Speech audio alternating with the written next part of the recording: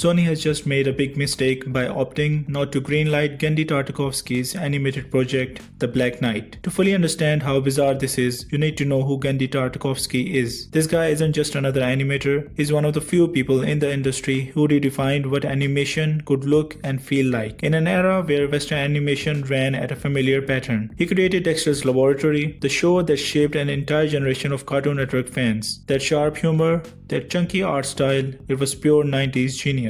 Then came Samurai Jack, which wasn't just a cartoon, it was honestly art in motion. Minimal dialogue, cinematic shots, emotional storytelling. Tartakovsky proved you can make animation feel as poetic and powerful as live action. It had everything that I've come to love about animated storytelling. And just when everyone thought he'd peaked, he came back with Primal, a brutal, wordless series about a caveman and a dinosaur, and somehow it was beautiful. Raw emotion, pure visual storytelling, no dialogue, and yet you felt everything. That's how good he is. Even when he went mainstream with Hotel Transylvania, a movie made for families, his unique energy was all over it. From the fast-paced animation to the exaggerated, almost rubbery character design, it was Genndy's touch that made those films stand out from every other cookie-cutter animated movie. So yeah, when a guy like this pitches a new project, especially something as cool as The Black Knight, you'd think every studio would be fighting to say yes, but Sony just did the opposite. About a week ago, Tartakovsky released a trailer for his ambitious animated project, The Black Knight. Now here is where it gets crazy. Tartakovsky said, and I quote,